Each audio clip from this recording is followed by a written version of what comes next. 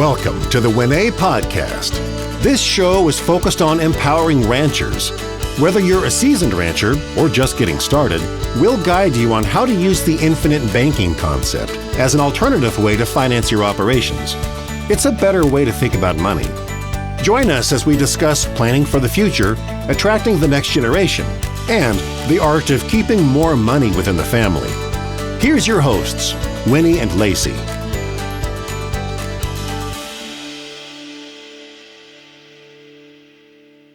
So welcome in. At the time of this recording, it is, yes, a very special moment for Canada and the Blue Jays.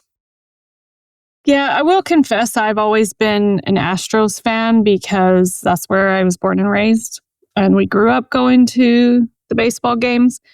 But I also say that I am blessed to have two homes, one here in Canada and one in Texas. And so naturally, because I like baseball, yes, I am a Jays fan. So go Jays. Yeah, and I like Springer. Springer used to play for the Astros. So, it's all coming together. Yeah, it all connects. And talking about connection today, a client connected with us this morning in a panic. And we want this to be something, like an insight, but also like a call to action for each of you who have a policy to really up your game on really managing the security of your digital assets. And if you're not a digital person, but all of your personal paper assets as well today, because the client who reached out basically said, oh my God, we've been hacked. All my money's out of my account. And the only one that I've shared my banking information with is you guys call me when you can. Right. Mm-hmm. So to clarify, they were stating that their money was gone from their bank account. Whenever this happens, it's so normal, especially if you're not a person who's really tightly engaged with their bank accounts and things like that. It's really natural in a moment like this where you want to find out how this happened, right? I know that they were, I don't know, the tone is almost like they're wanting to point the finger at us, but I also know it's not that they want to do it because they're mad. They're just doing it because they're freaked out. So yeah, Lacy and I spent quite a bit of time together today sorting it out. We did. So our son went through his bank account being compromised earlier this year. And when we received that communication from the client, I think it's more like a panic. Oh my goodness, the only business or connection we've shared our information with is your office. Kind of what could have gone wrong. It's just a reminder that in the world that we're living in now, you used to have to worry about your checkbook getting stolen. Or I know at home it was a big thing. People used to have their driver's license number on their checks. And then it was okay, you got to take your driver's license off of your check because then they can get that. But now we're advanced to that in this digital world where you can never be too careful. Mm-hmm. So this pertains to when you're taking out, a policy loan. There's a few different ways it can be activated, right, to get a policy loan. You can, depending on what life company you're with, you can do it directly off your own client online portal, or you can reach out to our office and we can start to help activate that process for you. And so just in clarity, what we have access to and what we don't have access to, right? So when a client says, oh, my money's all gone, they're thinking somehow our security on our end has been compromised and somehow the information leaked from our office. So a lot of the times what we share with our clients all the time, actually, and it's up to you, up to the individual, basically, whether they want to go through that or not. We always have a secure encrypted Dropbox, digital inbox that you can put your information into so that it's not traveling through the ethers by email. Basically, we're always in touch with cybersecurity and we're changing our passwords regularly. We have two-factor authentication. And typically, if we are gathering void checking information, we also have a very secure encrypted digital inbox. And when we share it, we're also going through other secure channels to make sure it gets securely to the life insurance company. What we don't ever have access to is your username and password to your banking information, right? No We way. don't have access to your email. So these are things that are within your control, right? That you need to protect. And where you're actually accessing your information, are you doing it on a Wi-Fi in a cafe? Are you actually using a virtual private network channel so that if you are on a Wi-Fi in something like a cafe, you're not susceptible to being hacked through the Wi-Fi of that particular building, right? Do you even know how often do these people change their Wi-Fi password? Public places don't often change their password because it's a pain. And it's a service like, hotels, cafes, restaurants, got to be really careful. Yeah, and I think the access to Wi-Fi used to be more attractive, but I have so much data on my phone plan that I would never even need to access public Wi-Fi, even if I thought I needed to. I don't know, like, because when you check into a hotel, they say, "Oh, here's your free Wi-Fi," blah blah blah. I just never even use that. This is just like a lesson in cybersecurity in general, because I think we opened up that email about the same time because we were both included on their communication.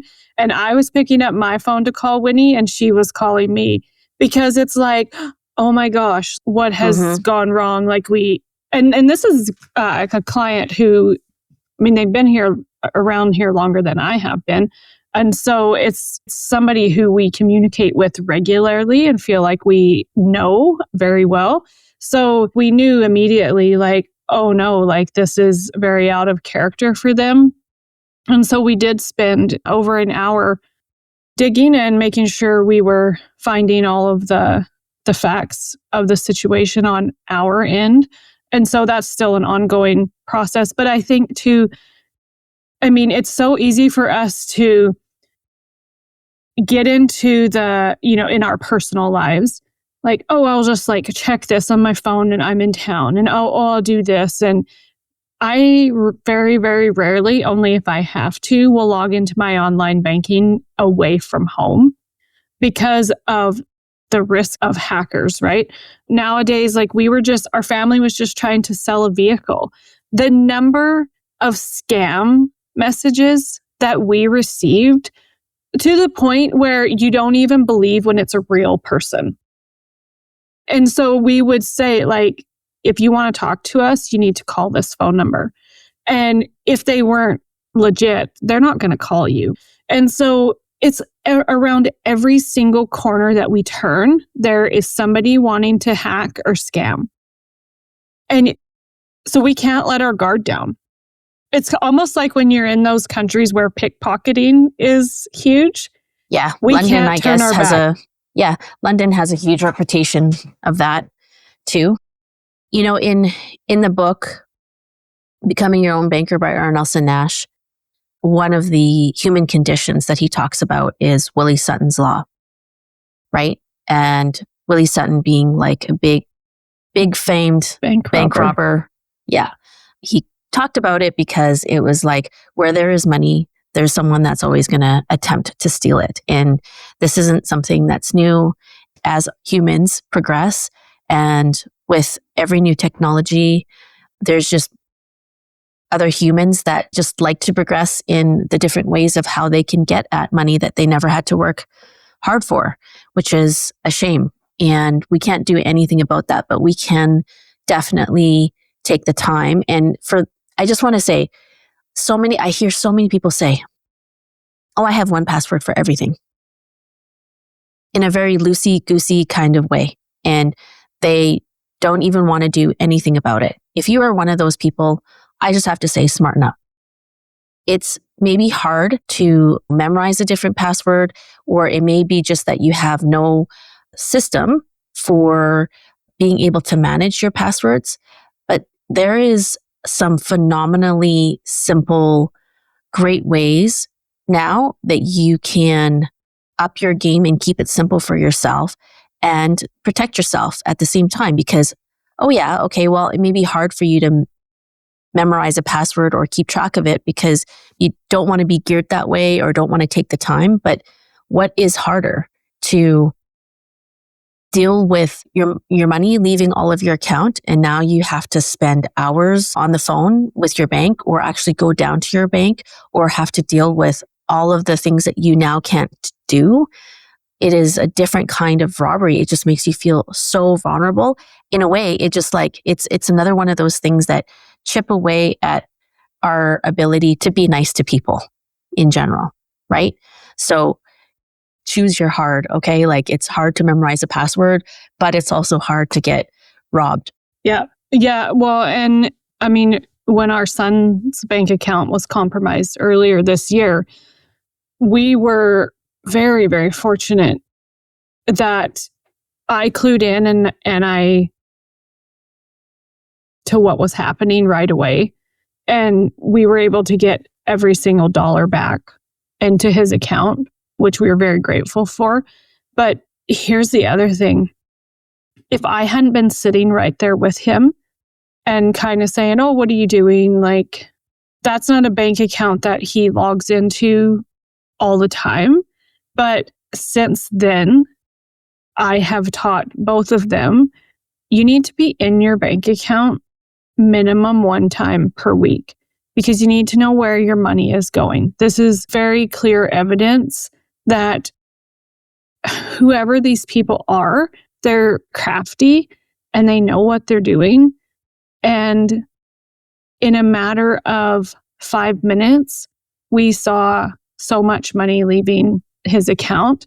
And so now it's just like we have to do our due diligence, like minimum one time a week. That I don't even think that's enough. Like, we need to be knowing where every single penny is going every day, because what if we hadn't checked his bank account that day that I suspected something could be going wrong? Like, if we hadn't logged into it for a week.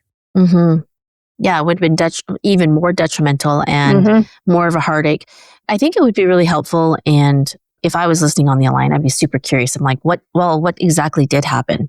Because I think knowing what did kind of happen would be really helpful for some of the listeners. Yeah. So it was earlier this year around tax time, and a text was sent with a link. And so this was just like the perfect storm, because we had been talking about taxes, talking about tax refund that he would be receiving. And his boss happened to text him around the same time, like earlier that day, but it was just the perfect storm about taxes. So this link was sent that wasn't legit, and he didn't know that. Was it sent from like a different phone number even? Yes. Yes, it was. It was. So it was a huge learning curve for him. But what was really funny is that our other son got the same text at the same time. So, which makes, I think what they do is they go down the list of phone numbers, and just everybody in that phone number sequence gets the text, right? They figure out the area code, the prefix, and then they just go down. I don't know. I think that's what they do. But then our other son was like, are you talking about this one? Because I just got the same text and he just deleted it or whatever. So it's like ensuring that you don't click on anything that you don't know is legit. Same thing with selling the vehicle. These people, they're like, oh, well, we need you to get this vehicle report and here's the website. And I said, yeah, right. If they want a vehicle report, it's a Carfax report, and that's the only vehicle report we're going to get. And I'm not clicking on any sort of link that they send. And as soon as you tell them, yeah, right, they don't reply again. So just being very diligent when you're receiving text messages or emails with links that you don't know are 100% legitimate, deleting and blocking. Like, we delete and block the numbers. You just can't be too careful. Delete and block double delete actually out of our emails as well. Your email. Yeah. And the other key clue is really checking the email that it was sent from is also a really easy tell. And, like I was sharing before, if you have the capacity to learn how to change the password on your Wi-Fi, I would do that. Getting a passport, like a password management system like LastPass or 1Password. I mean, you can still manage 1Password, but now the system can help you have a lot more complicated and difficult passwords for anything that is really super important for you. So that makes it quite easy. There's so much information on, YouTube. So I won't go into it because they can educate you much more effectively than we could here. And they have everything that they can show you. I'd also like to just touch back on how the life companies also have a certain security function in place too. So for those of you who do have a cash value life policy, whenever you're requesting money as a policy loan, the life companies always double check the banking information before they go and deposit it into an account, right? If the names don't match on the bank account, they will not send it, right? Is there anything else you want to add to that whole process? I would say too, just adding to the advisor's role, so our role in requesting loans, we can initiate, for some companies, I will say, not for all, we can initiate a request on the client's behalf. But once we initiate that request, it's in the client's hands and the life companies. So we don't see signing documents. We don't have any authority to actually authorize that request. So in the case that, and also too, we can't even change the banking information. Say somebody hacked in and they wanted to change the bank account that the funds are going to be deposited to. That's not even possible. You can't do that. As an advisor, we can't. Yeah. When a client has an online portal, they can't add new banking information either. You have to actually provide it to the life company and they add it. Yeah. Because if the name doesn't match with the policy owner, they're not going to distribute the funds. Mm-hmm. Yeah. And again, being really cognizant as well. I think it's tough to do and it's easy to do. But again, if you're the type of person that has the same password for everything you leave yourself so susceptible to so many things going wrong.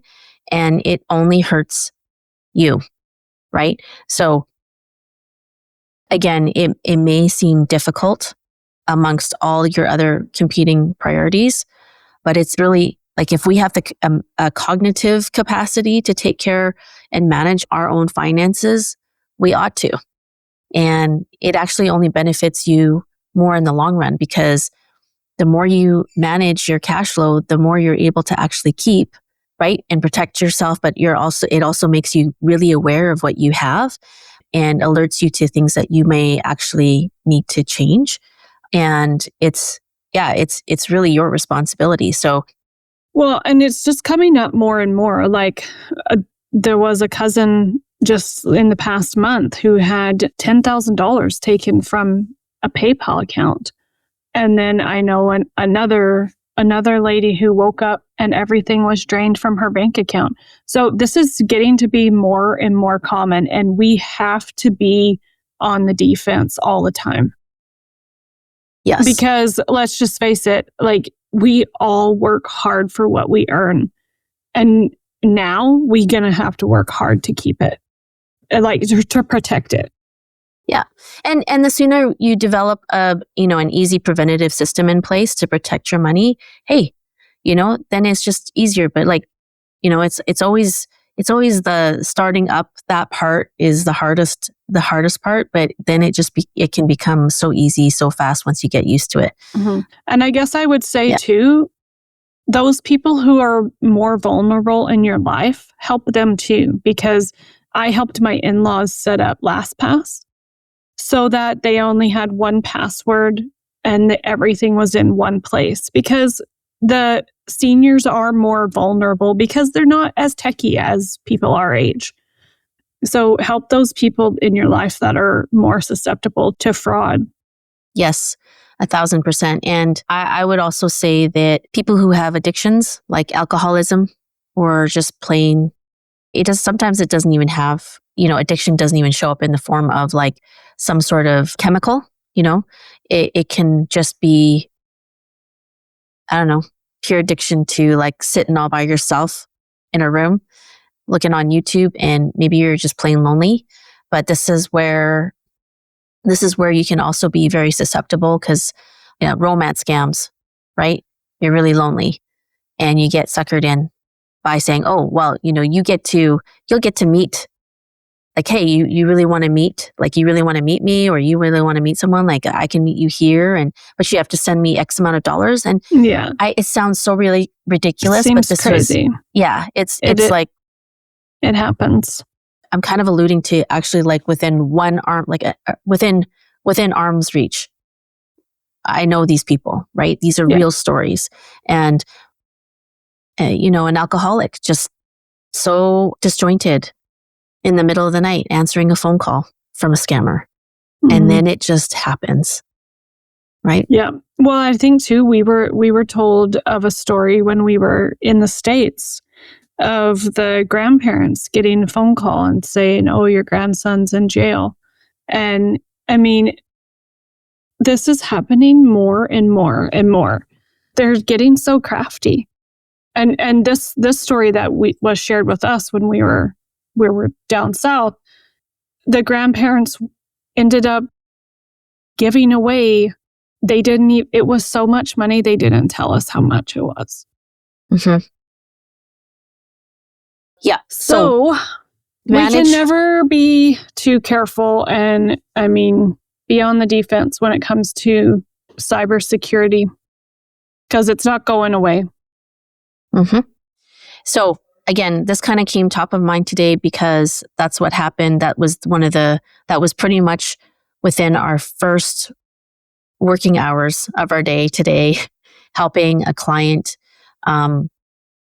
get some sort of sense of peace of mind that none of the money was touched from their policies. It was just impacted directly to their bank account and nothing else. Well, they ended up getting into his bank account, which was then also connected to his credit cards. And then it was not only the bank account, it was the credit cards as well connected to that bank account, which was also impacted. And so it's just like ridiculous amounts of, like, exactly like you said with what happened with Zane. It was just like all this money just like quickly started coming out of the account. It happens in minutes. Like it happened. We watched it with Zane's policy or his bank account. The money was leaving as we were sitting there watching it. And it's scary. And so disheartening because you work so hard for it. Yeah. So with that being said, for better or for worse, we used fear to empower you. We're hoping to use fear to empower you to keep up with money management and cybersecurity management. And if you're really at a loss of how to start, please ask someone you really, really trust to help you do that. Yeah, that's right. And as always, if you have been listening to our podcast for some time, you know that we are all about the infinite banking concept and farming without the bank. So head over to our website, ranchyourway.com. That's where you can grab your copy of Farming Without the Bank. And guess what? We have the audio version now, so you're going to get that as well. So thank you, and until next time. So glad you leaned in with us on the Winnie podcast. We truly hope you're feeling more informed and empowered to take another step towards optimizing your financial life. Right now, make sure you hit subscribe so you can keep growing and learning with us. Until next time, we wish you prosperity in every area of your life.